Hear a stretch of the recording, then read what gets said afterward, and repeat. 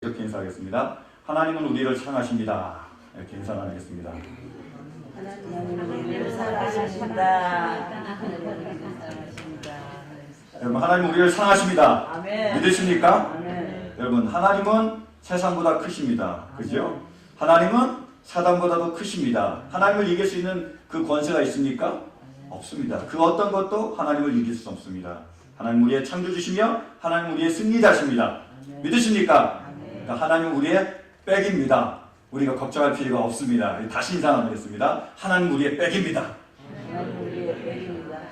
여러분, 하나님은 우리의 백입니다.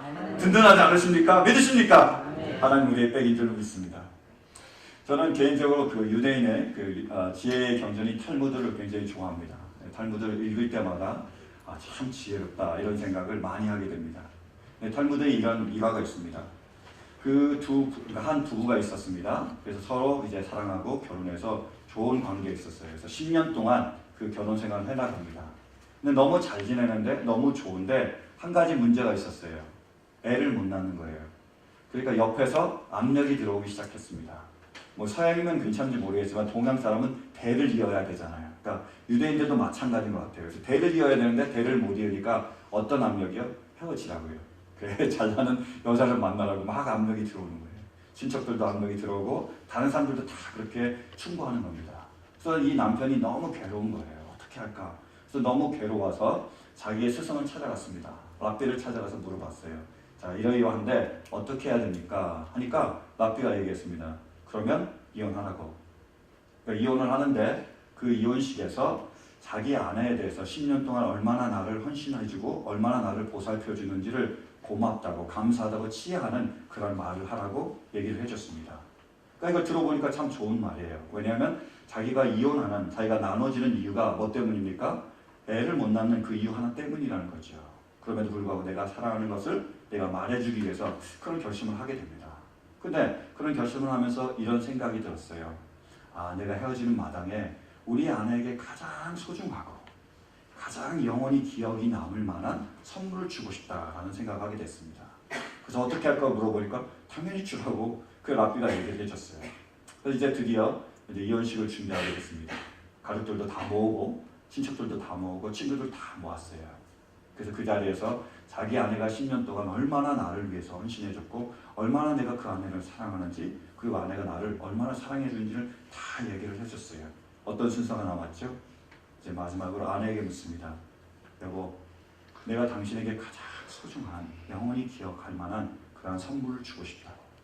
내가 어떤 대가를 치러서라도 그 선물은 당신에게 꼭 주고 싶다고. 그래서 물어봤습니다. 어떤 선물을 받기 원하냐고. 아내가 뭐라고 대답했을까요? 내게 가장 소중한 것, 내가 결코 버릴 수 없는 것은 당신입니다. 이렇게 했어요. 그러니까 이 남편이 그 아내를 얼싸안았습니다. 둘이 엉엉인 거예요. 이혼식은 어떻게 됐을까요? 당연히 캔슬됐습니다. 얼마 뒤에 두 아이를 낳았습니다. 그게 탈무드에 나오는 예화예요. 저는 그걸 보면서 예수님과 우리의 관계를 생각을 해봤습니다. 우리 모두에게는 남편이 있습니다. 누구죠? 예수님이세요. 영원한 남편이신 영원한 신랑이신 예수님이 있습니다. 세상은요, 예수님과 우리 사이를 어떻게든 갈라놓으려고 해요. 자기를 사랑하라고 합니다. 자기를 위해서 예수를 버리라고 우리에게도 지금도 유혹하고 우리에게 지금도 위협하고 있습니다. 여러분은 어떡하실래요? 세상 때문에 예수를 버리시겠습니까? 아니면 예수를 위하여 세상을 버리는 한이 있더라도 예수님을 붙잡으시겠습니까? 저는 우리 모두가 예수님을 결코 버리지 않기를 간절히 바랍니다. 안타까운 건 뭐냐면 오늘 본문 말씀은 예수님보다 세상을 사랑한 사람들의 얘기입니다. 그래서 세상을 위해서 예수님을 버린 사람들의 안타까운 이야기입니다. 첫 번째로 세상 때문에 예수님을 버린 사람이 누굽니까? 가룟 유다예요. 가룟 유다는 왜 예수님을 버렸습니까? 돈 때문이죠. 이 사람은 돈을 굉장히 사랑하는 사람입니다. 결국에 돈 때문에 예수님을 버리게 되는 거예요. 얼마나 돈을 사랑했는지 한번 보시겠습니까? 요한복음 12장입니다. 요한복음 12장 함께 봉독하겠습니다. 시작. 그때 마리아가 매우 값진 순나드 향유 한 근을 가져다가 예수의 발에 붓고 자기 머리털로 그 발을 닦았다. 온 집안에 향유 냄새가 가득 찼다. 예수의 제자 가운데 하나이며 장차 예수를 넘겨줄 가롯 유다가 말하였다. 이 향유를 300데나리온에 팔아서 가난한 사람들에게 주지 않고 왜 이렇게 낭비하는가?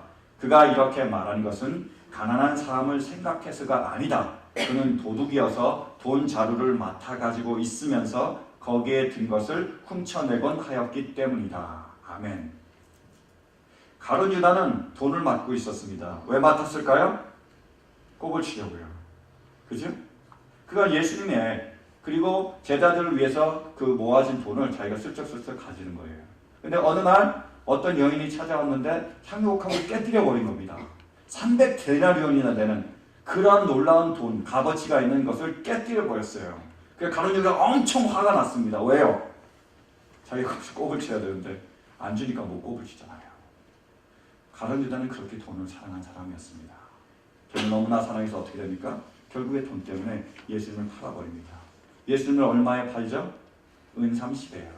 그 당시에 노예에 해당이 되는 은 30에 예수님을 팔아버립니다. 근데 안타까운 것은요, 팔아놓고 그 돈을 쓰지도 못합니다. 자살하고 말아요. 얼마나 안타깝습니까? 얼마나 가련한 인생이에요.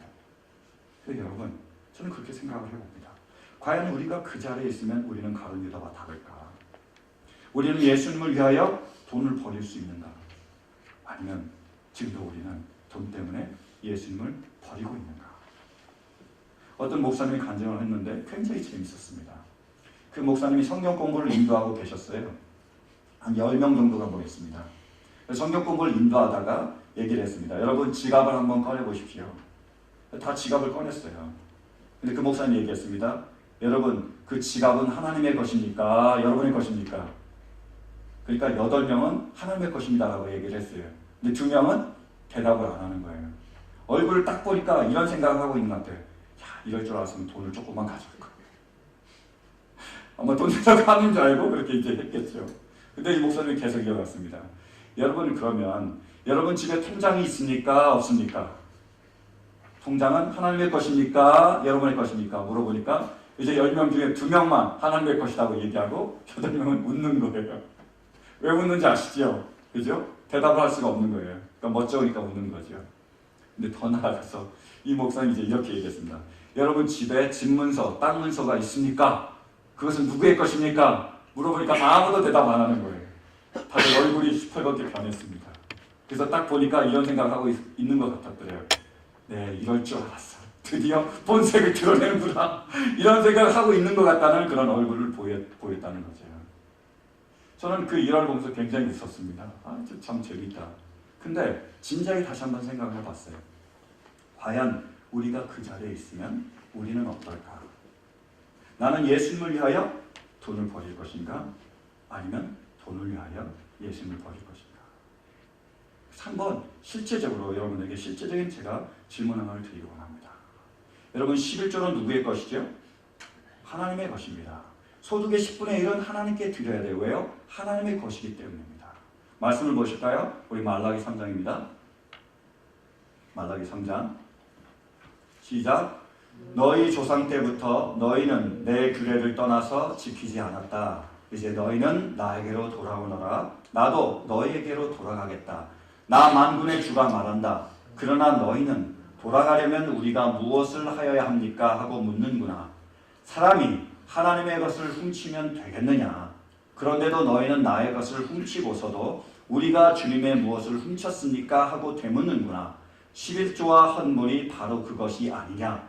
너희 온 백성이 나의 것을 훔치니 너희 모두가 저주를 받는다. 11조 10분의 1은 누구의 것입니까? 하나님의 것이에요. 그러니까 어떻게 하라고요? 하나님께 바치라고 말하고 있습니다. 근데 어떤 분들이 이거를 전할 때마다 이렇게 얘기하더라고요. 아, 그건 구약의 얘기가 아니냐고. 율법이 아니냐고. 이제 신약에 오면서 율법은 다 폐해진 게 아니냐고. 우리가 믿음으로 구원 얻는 게 아니냐고 얘기를 합니다. 정말 그런지 한번 보시겠습니까? 마태복음 5장입니다. 마태복음 5장. 자, 시작. 내가 율법이나 예언자들의 말을 폐하러 온 줄로 생각하지 말아라. 폐하러 온 것이 아니라 완성하러 왔다. 내가 진정으로 너에게 말한다. 천지가 없어지기 전에는 율법은 1.1획도 없어지지 않고 다 이루어질 것이다. 그러므로 누구든지 이 계명 가운데 아주 작은 것 하나라도 어기고 사람들을 그렇게 가르치는 사람은 하늘나라에서 아주 작은 사람으로 일컬어질 것이요. 또 누구든지 계명을 행하며 가르치는 사람은 하늘나라에서 큰 사람이라고 일컬어질 것이다. 그 다음이요. 내가 너에게 말한다. 너희의 의가 율법 학자들과 바리새파 사람들의 의보다 낫지 않으면 너희는 하늘나라에 들어가지 못할 것이다. 아멘. 뭐라고 말씀하고 있습니까? 누가 말씀하고 계시는 거죠? 어디서 말씀하고 있습니까? 예수님께서 신약에 말씀하고 있는 내용이에요. 내용은 뭡니까? 너의 의가 바리새인보다 율법 학자들보다 더 나아야 된다는 거예요. 나는 율법을 폐하려는 것이 아니라 더 보충시켜서 완성을 하고 오셨다는 겁니다. 그들이 지키는 것보다 내가 더 완벽하게 지키게 하기 위하여 예수님께서 오셨다는 거예요. 그러면 여러분, 바리새인과 율법학자들의 의가 무엇이었습니까? 그들이 정말로 가장 지키려고 했던 게 무엇이었죠? 또 말씀을 보실까요? 마태복음 23장입니다. 시작. 율법학자들과 바리새파 사람들아, 위선자들아, 너희에게 화가 있다. 너희는 박하와 회향과 근체의 11조는 드리면서 정의와 자비와 신의와 같은 율법의 더 중요한 요소들은 버렸다. 그것들도 소홀히 하지 않아야 했지만 이것들도 마땅히 행해야 했다. 예수께서 말씀하시는 거예요. 지금 바리새인들은 뭐하고 있습니까? 율법학자는 뭐하고 있어요? 11조는 잘 드리고 있습니다. 근데 뭐가 없는 거예요? 공의롭지 않은 거예요. 긍휼이 없습니다. 다른 사람을 사랑하지 않는 거예요. 그래서 예수님이 뭐라고 그랬죠? 위선자라고 했습니다. 11조를 드릴 뿐만 아니라 이 사랑과 이 공유와 이 긍휼을 해야 된다는 거예요. 근데 여러분, 반대로 얘기해 볼까요? 우리는 하나님을 사랑한다고 얘기합니다. 이웃을 사랑한다고 얘기해요. 우리는 공의롭다고 얘기하고요. 우리는 긍휼을 베푼다고 얘기합니다. 근데요, 만약에 우리가 11조를 드리지 않으면요, 우리도 위선자라는 겁니다. 그것이 주님이 말씀하신 거예요. 주님이 말씀하셨습니다. 이것도 하고 저것도 해야 된다는 거예요. 하나만 하는 것이 옳은 것이 아니라 모두 다 해야 된다고 주님이 말씀하시는 거예요. 뭘 하라고요? 11조를 드리라고 말씀하신 겁니다. 그러므로 우리가 이제 알게 되는 거예요. 이게 우리의 이야기라는 거예요. 우리는 가룟 유다를요 비난합니다. 가룟 유다를 욕하고요. 가룟 유다를 어리석다고 얘기해요. 근데 실은요, 우리가 만약에 그 입장이 되면 우리는 어떻게 하겠습니까? 돈을 위하여 주님을 버리시겠습니까? 주님을 위하여 돈을 버리시겠습니까? 돈을 위해서 예수님을 보는 건요 굉장히 어려운 일입니다. 이제 아셨죠? 굉장히 어렵다는 거죠. 저도 잘 알고 있습니다. 저도 저에게 적용해 보니까요 굉장히 어렵다는 것을 제가 잘 압니다. 네, 여러분, 굉장히 어렵다고 돈 때문에 예수님을 버리시겠습니까? 어떻게 하시겠습니까? 저는 우리 모두가 돈이 중요하지만, 돈이 필요하지만, 그러나 돈 때문에 예수님을 버리지 않는 우리 모두가 되시기를 간절히 바랍니다. 두 번째로, 어떤 사람들이 나옵니까? 다른 제자들이 나와요. 이 제자들도 예수님을 버렸습니다. 가룟 유다만 버린 게 아니고요. 이 제자들도 예수님을 버리고 다 떠났어요. 성경 그렇게 기록하고 있습니다. 모두 다 떠났대요. 그럼 이 사람들은 왜 예수님을 버렸을까요? 자기의 생명 때문에요. 십자가를 지지 않으려고요. 지금 잡히면 십자가를 져야 됩니다. 고통을 당해야 되는 거예요. 그걸 알고 있었습니다. 그러니까 어떻게 해야 되는 거죠? 예수님을 버리고 십자가를 지지 않으려고 떠나버린 겁니다. 바울은요, 그러나 정반대였습니다. 바울은 자기가 예루살렘에 들어갈 때 자기가 결박될 것을 알았어요. 그리고 자기가 죽음을 당할지 모른다는 사실도 알고 있었습니다. 그래서 어떻게 됐습니까? 내가 십자가 너무 힘들어. 내가 십자가 너무 고통스러워. 내가 예루살렘을 가지 말아야겠다라고 얘기했습니까? 아니라는 거예요. 바울은 이렇게 멋있는 말을 합니다. 나의 달려갈 길과 내 주 예수께 받은 사명, 은혜의 복음 증거한 일을 마치 하면은 나의 생명을 조금 더 귀한 것으로 여기지 아니하노라. 기가 막힌 말입니다. 내 말뿐만 하는 게 아니라요, 정말로 예루살렘으로 들어왔습니다. 결박되었고요, 결국에 끌려갔고요, 목베어 숨기고 당했습니다. 그것이 제자의 모습이라는 거예요. 바울은 왜 자기의 생명이 귀하잖아요. 자기의 생명이 아깝잖아요. 자기가 버리는 거 너무나 힘들잖아요. 그럼에도 불구하고 자기의 생명을 버리면서까지 예루살렘으로 들어왔을까요? 예수님을 버릴 수 없었기 때문입니다. 예수님보다 자기의 생명이 귀하진 않았기 때문에 그는 자기의 생명을 버리면서까지 예수님을 부인하지 않았습니다.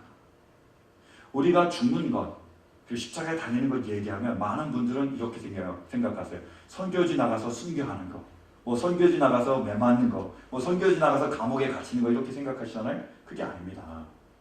우리가 죽는 것은 무엇이냐? 바로 순종입니다. 불순종이 뭐냐? 내가 살아가기 위해서, 내가 살기 위해서 예수님의 말씀을 버리는 것, 예수님을 버리는 것, 그게 바로 불순종이에요. 순종이 뭔지 아십니까? 예수님을 위하여, 예수님을 붙잡기에 나를 버리는 것이, 그것이 바로 순종입니다. 생각을 해보세요. 내가 주님의 말씀이 있습니다. 주님을 따르길 원해요. 주님을 붙잡기 원합니다. 주님의 생각과 내 생각이 다르면 어떻게 돼야 되죠? 내가 살아나면 불순종이 되는 거예요. 주님이 살아나면 순종이 되는 겁니다. 내 감정이 살아나면 주님을 버리는 거니까요. 내가 원하는 걸 찾으면 실은 주님을 버리는 겁니다. 제자들 떠났다고 우리가 비난하잖아요. 제자들 떠났다고 우리가 욕하잖아요. 우리는요. 순종이란 그것입니다. 순종이란 주님의 말씀을 지키기 위하여, 주님을 버리지 않기 위하여 나조차 버릴 수 있는 것이 바로 순종입니다. 저는 담임 목사가 되기 전에요. 담임 목사가 되면 설교를 할 때 꼭 여러분들에게 좋은 말씀만 전해야지 결심을 했었습니다. 좋은 말, 듣기 좋은 말, 그리고 위로가 되고 항상 격려가 되고 항상 축복이 되는 말만 전해야지 그런 생각을 했었어요. 주일날 하루만 올 수밖에 없는 그런 사람들도 있잖아요. 근데 주일날 하루에 왔는데 막 이렇게 지금 보세요. 이게 너무 힘들고 너무 무겁고 어려운 말을 전하면 분위기가 다운되잖아요. 저도 굉장히 힘들어요. 여러분들 얼굴을 보거나 여러분들 상황을 보면 느껴집니다. 그래서 제가 좋은 말만 하면 여러분도 좋고 나도 좋고 누이도 좋고 내부도 좋다 이런 생각을 했었어요. 근데요, 담임 목사가 되니까 그렇게 할 수 없었습니다. 왜냐하면요, 제가 하나님이 아니기 때문에. 저는 하나님이 아닙니다. 그렇기 때문에 내가 원하는 것을 제가 할 수 없어요. 하나님이 원하시는 것을 제가 할 수밖에 없다는 것을 제가 깨달았습니다. 제 직업은요, 두 글자로 뭐죠? 목사입니다. 근데 세 글자로 뭐죠? 배달부예요. 배달부. 저와 같은 사람들 다 모아놓으면 뭐가 되는지 아십니까? 배달민족이 되는 거예요. 목사님들 모이면 배달민족입니다. 배달부의 사명이 뭐죠? 상품을 손상시키지 않고 안전하게 전하는 것. 그대로 전하는 것이 배달부의 사명입니다. 그리고 제 시간에 제 때에 가장 알맞은 장소에 전하는 게 배달부의 사명입니다. 저는 배달부 때문에 배달부이기 때문에 그렇게 할 수밖에 없습니다. 근데 때로는요, 제가 정말로 원하는 그런 일을 하나님이 주실 때가 있어요. 여러분들에게 좋은 말씀, 축복의 말씀, 위로의 말씀 다 주면요, 제가 바로 가서 전하고 싶어요. 강대상에 올라갈 때부터 제 기분이 다릅니다. 굉장히 들떠 있고요, 굉장히 기쁩니다. 드디어 이 말씀을 내가 전할 수 있구나. 그래서 강하게 얘기하고 기쁘게 얘기하게 돼요. 근데 때로는요, 어려운 말씀을 전하게 되는 때가 있더라고요. 저도 힘듭니다. 여러분, 제가 이런 말을 전할 때요, 우리가 버려야 된다라는 말을 전할 때나 십자가의 말을 전할 때나 천국과 지옥을 얘기할 때나 죄를 얘기할 때 저 편할 것 같으세요? 전혀 아닙니다. 제가 그런 말을 전하면요, 얼굴들이 벌써 붉게 변합니다. 그 어떤 분들은요, 굉장히 화를 내세요. 또 어떤 분들은 안타깝게도 떠나는 분이 계세요. 듣기 싫다는 거예요. 다른 교회도 많고 목사도 많으니까 왜 내가 이런 말을 들어야 되냐면서 떠나는 분도 계세요. 그럼 제가 그분들이 떠나면 어떨까요? 야, 알터리가 빠졌다. 너무 기쁘다. 그럴까요? 아닙니다. 제 몸이 찢어질 거예요. 나 거기가 역겨워 가실 때는 말없이 거의 보내드립니다. 나 거기가 역겨워 가실 때는 내가 죽어도 안 있는 걸 드립니다. 그거 목회자 힘든 거 아세요? 찢어집니다. 아파요. 힘들어요. 여러분이 무거우면 저도 무거운 거예요. 여러분이 아프면 저도 아픈 겁니다. 여러분이 힘들면 저도 힘든 거예요. 그래서 저도 좋은 것만 드리길 원하는 거예요. 그러나 그럴 수 없습니다. 왜요? 저는 예수님을 부인할 수 없기 때문에.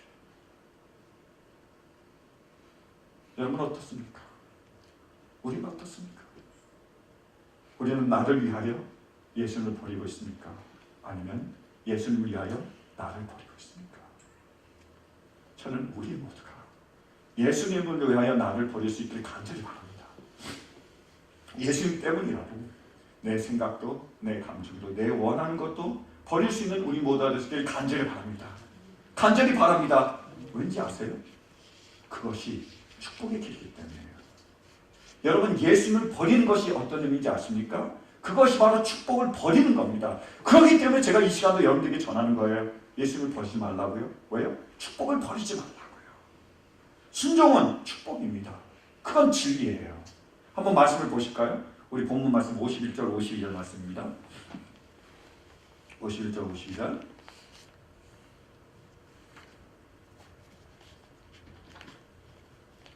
자, 시작. 그런데 어떤 젊은이가 맨몸에 홑이불을 두르고 예수를 따라가고 있었다. 그들이 그를 잡으려고 하니 그는 홑이불을 버리고 맨몸으로 달아났다. 이상한 장면 하나가 나옵니다. 마가복음에만 나오는 장면이에요. 어떤 청년이 잡으려고 하니까 자기 홑이불을 버리고 맨몸으로 달아났대요. 이 청년이 누구냐? 어떤 사람은 뭐 천사다, 어떤 성경학자들은 마가다라고 얘기하는데 저는 그것이 중요하지 않다고 생각해요. 중요하다면 이름을 말씀하셨겠죠. 정말 중요한 게 뭔지 아세요? 홑이불을 버리고 맨몸으로 달아났다는 거예요. 저기에 상징적인 의미가 있습니다. 홑이불은요, 이 원어로 보면 신돈이라는 단어예요. 그리스어로 보면요. 근데 신돈이라는 단어는 원래 히브리어에서 온 거예요. 외래어입니다. 어떤 말이냐? 사딘이라는 그런 단어에서 온 거예요. 비슷하죠? 사딘, 신돈. 뜻은 뭐냐면 세마포라는 뜻을 가지고 있어요. 그러니까 홑이불을 벗었다 그랬지만 실은 세마포를 벗은 거하고 똑같은 겁니다. 근데 여러분 다 아시죠? 세마포는 무엇과 관련이 있죠? 천국과 관련이 있는 단어입니다. 우리가 천국에 갔어요. 그래서 주님을 만나봅니다. 천국 가는 백성들이 입는 옷이 뭘까요? 그게 바로 세마포라는 거예요. 이제 저 말의 상징적인 의미를 아시겠습니까? 이 청년은요, 그 군인들이 자기를 잡으려고 하니까 예수님을 버리기 위해서 뭐를 버렸습니까? 세마포를 버렸습니다. 그 말은 뭐냐면 예수님을 버리는 것이 결국에 뭐를 버리는 거죠? 천국의 축복을 버리는 거예요. 여러분, 유다가 돈 30에, 은 30에 예수님을 버렸습니다. 이 사람이 축복을 받았습니까? 저주를 받았습니까? 그거라는 거예요. 그게 진리란 겁니다. 제가 여러분에게 죽을 때까지 전하고 싶은 게 그거예요. 순종은 축복입니다. 예수님은 말씀이시며 순종은 축복입니다. 예수님이 우리에게 무엇을 주기를 원하시겠습니까? 여러분, 재밌는 일이 있어요. 어떤 사람이 옥상 꼭 높은 곳에 올랐습니다. 왜냐하면 사업이 실패했어요. 너무 힘든 거예요. 이제 도저히 못 살겠다. 자살을 결심해서 꼭대기에 올라갔습니다. 그래서 뛰어내려야지. 그래서 다 뛰어내리려고 그러는데 갑자기 그 굉장히 높은 도시가 바람에 휙 분 거예요. 이 사람이 난간을 확 붙잡았어요. 그래서 뭐라 그런지 아세요? 아이고 죽을 뻔했네. 그런 거예요. 여러분, 지금 주님이 우리에게 강력하게 얘기하는 게 있습니다. 그게 뭡니까? 주님을 버리지 말라고. 말씀을 버리지 말라고요. 순종하라고요. 왜요? 그것이 축복이기 때문입니다. 제가 알고 있는, 제가 존경하는 목사님 계세요. 한국에 계시는 그 목사님인데, 그 목사님은 신학대학원을 다닐 때 일이었어요. 신학대학원을 다니고 있었는데 이제 마지막 한 학기가 남았습니다. 6개월만 남은 거예요. 이제 논문만 쓰면 끝나는 겁니다. 논문 학기입니다. 근데 논문도 써야 되고, 그리고 목회도 하고 있었으니까, 부목사 하셨으니까 굉장히 일이 많잖아요. 그래서 하나님께 나왔습니다. 그래서 하나님께 기도하는 거예요. 하나님, 나를 도와주십시오. 이제 내가 목회도 해야 되고 공부도 해야 되는데 잘할 수 있게 도와주십시오. 이렇게 기도를 했어요. 그때 계속 기도하는데 하나님이 이런 말씀하시는 거예요. 감동을 주신 겁니다. 네가 나를 위해서 석사학위를 포기할 수 있냐는 거죠.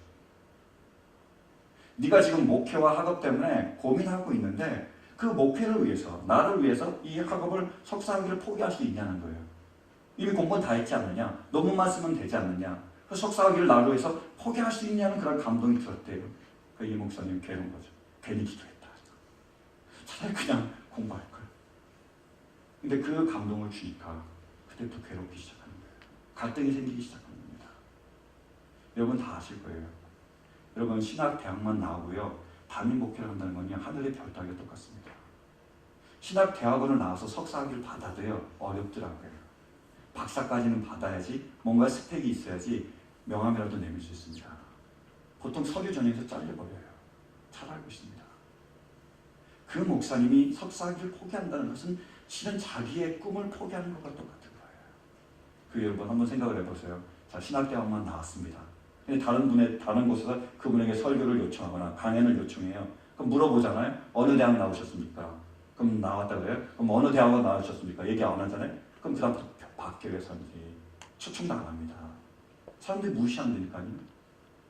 그걸 다 알고 있었어요. 그러니까 굉장히 이분이 힘든 거예요. 굉장히 괴로웠습니다. 그래서 밤새도록 씨름하면서 기도했던 거예요. 근데요, 그 다음날 아침에 일어나서 학교에 가서 자퇴서를 했습니다. 포기했어요. 그래서 6개월 동안 열심히 목회만 전념을 했습니다. 근데 어떻게 된지 아세요? 6개월 뒤에 근처에 있는 교회에서 담임 목사 청분이 들어왔어요. 거기 들어갔습니다. 그 지금 좋은 교회에서 아주 훌륭하게 목회를 하고 계세요. 그 많은 목회자들에게 그리고 많은 성도들에게 좋은 영향력을 미치고 있습니다. 제가요 왜 그분을 존경할까요? 만약에 그분이 석사학위를 포기하지 않았으면, 순종하지 않았으면 제가 그분을 존경할 이유가 하나도 없습니다. 왜? 나하고 똑같잖아요. 순종하지 않으면 전 그 존경할 이유가 없어요. 근데 왜 제가 그분을 존경하냐? 그분이 하나님의 말씀 때문에 자기를 버리고 순종하였기 때문입니다. 여러분, 절대적인 진리가 여기에 있습니다. 순종하면 반드시 축복하십니다. 누가 하신 말씀이죠? 하나님이 하신 말씀이에요. 여러분, 순종하면 축복하실 줄 믿으십니까? 믿으십니까? 진리입니다. 반드시 이루신다는 거예요. 저는 우리 모두가 축복받기를 원합니다. 제가 순종하기를 원하며 더 나아가서 여러분들이 순종하기를 원합니다. 여러분 정말로 순종하기를 축복받기를 원하신다면 주님께 먼저 순종할 수 있는 우리 모두가 되시기를 간절히 바랍니다.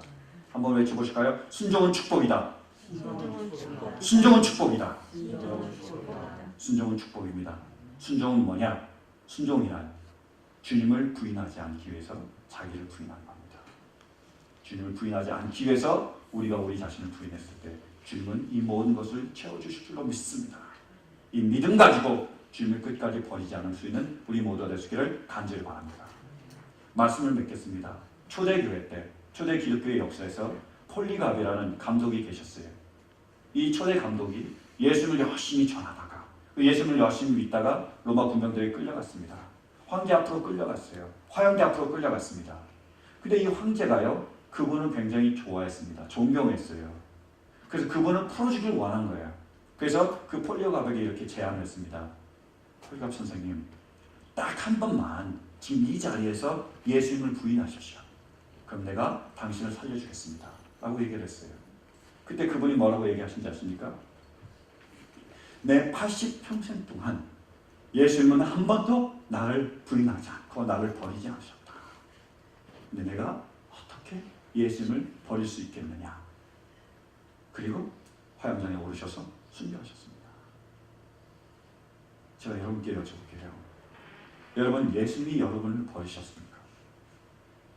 우리가 힘들 때 예수님이 버리셨습니까? 우리가 모래 위에 그 힘든 모래 위를 걸어가고 있을 때 발자국이 하나밖에 없었을 때 누구의 발자국이었죠? 예수님의 발자국이 아니었습니까? 여러분, 우리가 돈이 없다고 예수님이 우리를 버리셨습니까? 우리가 능력이 없다고 예수님이 우리를 버리셨습니까? 우리가 그분의 마음을 아프게 할 때, 그분을 떠날 때 주님은 우리를 버리셨습니까? 그 어떤 것 때문에 주님은 우리를 버리십니까? 버리지 않는다.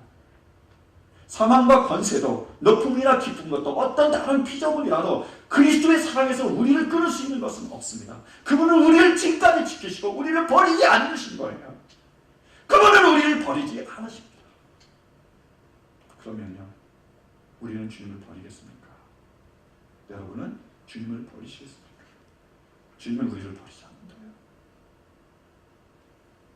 사랑하는 성도 여러분, 그 어떤 세상의 유혹이 와도 주님을 버리지 않을 수 있는 우리 모두가 되시길 간절히 바랍니다. 세상에 그 어떤 위협이 와도 주님을 버리지 않는 우리 모두가 될 수 있기를 간절히 바랍니다. 여러분, 우리의 생각이, 우리의 감정이, 우리의 원하는 것이 아무리 소중하다 그렇지만 그것 때문에 주님을 버리지 않는 우리 모두가 될 수 있기를 간절히 바랍니다. 왜요? 그것이 축복입니다. 주님 그 일을 통하여 우리를 축복하기를 원하십니다. 사랑하는 성도 여러분, 그 어떤 일이 와도, 그 어떤 일이 와도, 그 어떤 일이 와도 절대로 주님을 버리지 않고 그분의 말씀을 버리지 않고 피눈물을 흘리면서라도 순종의 길로 나아가시죠.